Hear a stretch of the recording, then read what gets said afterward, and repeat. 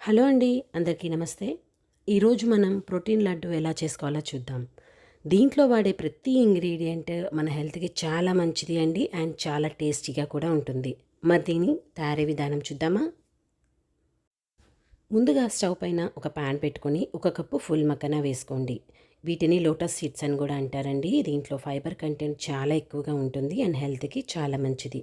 ఇవి చక్కగా ఇలా గోల్డెన్ బ్రౌన్ వచ్చిన తర్వాత ఒక బౌల్లోకి ట్రాన్స్ఫర్ చేసేసుకోండి. ఇప్పుడు దీంట్లోకి ఒక పావు కప్ ఫ్లెక్స్ సీడ్స్ వేసుకొని చిట్టపట అనేంత వరకు వేయించుకొని వీటిని కూడా ఒక బౌల్లోకి ట్రాన్స్ఫర్ చేసేసుకోండి. ఇప్పుడు ఒక పావు కప్పు నువ్వులు వేసుకొని ఇవి చక్కగా గోల్డెన్ బ్రౌన్ వచ్చేంత వరకు బాగా వేయించుకోవాలి. ఇప్పుడు వీటిని కూడా ఒక బౌల్లోకి ట్రాన్స్ఫర్ చేసేసుకోండి. ఇప్పుడు దీంట్లోకి 2 టేబుల్ స్పూన్ల పుచ్చగింజలు, 2 టేబుల్ స్పూన్ల సన్ఫ్లవర్ సీడ్స్ వేసుకొని చక్కగా సన్ఫ్లవర్ సీడ్స్, పుచ్చగింజలు గోల్డెన్ బ్రౌన్ వచ్చేంత వరకు వేయించుకోవాలి. ఈ సన్ఫ్లవర్ సీడ్స్, పుచ్చగింజలు చాలా మంచిదండి హెల్త్కి. దీంట్లో ఫైబర్ కంటెంట్ చాలా బాగా ఉంటుంది అండ్ పిల్లలకు కానీ పెద్దలకు కానీ హెల్త్కి చాలా మంచిదన్నమాట.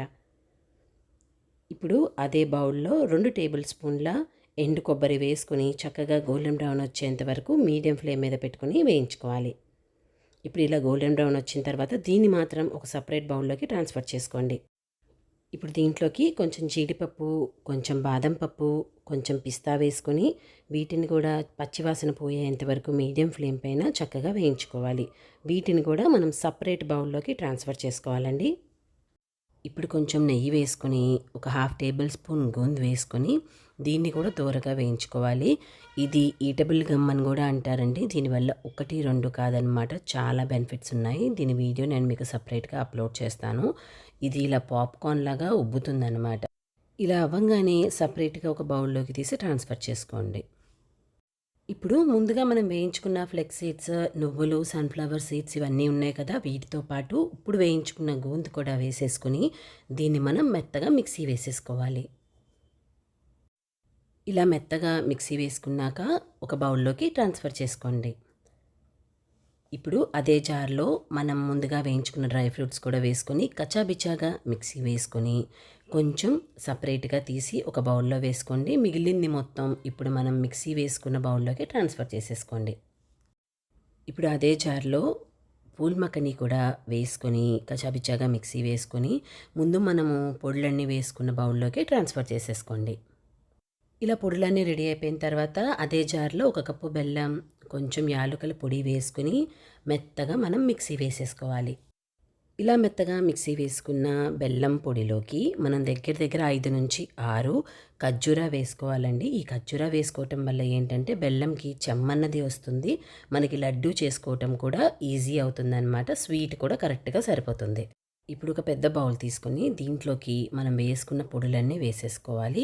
మనం వేయించుకున్న కొబ్బరి పొడి, ఇంకా డేట్స్ అండ్ బెల్లం కూడా మిక్సీ వేసి పెట్టుకున్నాం కదా, ఆ పొడి కూడా దీంట్లో వేసేసుకొని ఈ డేట్స్, బెల్లంకి ఉన్న చెమ్మ ఏదైతే ఉందో అది కంప్లీట్గా మన డ్రై పొడికి పట్టేలాగా ఇలా కలపాలండి. గట్టిగా చూస్తున్నారు కదా, ఇలా ప్రెస్ చేసుకుంటూ కలపటం వల్ల ఏంటంటే మీరు నెయ్యి అన్నది వేయకుండా ఆ డేట్స్ అండ్ బెల్లం చెమ్మకి మీరు లడ్డు చేసుకోవటం ఈజీ అవుతుందన్నమాట.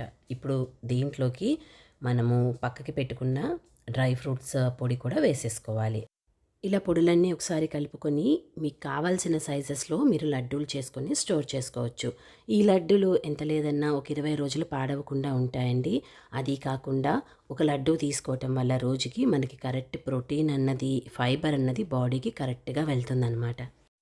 ఈ వీడియో మీకు నచ్చినట్లయితే ఒక లైక్ చేయండి, మీ ఫ్రెండ్స్ అండ్ రిలేటివ్స్ అందరితో షేర్ చేయండి.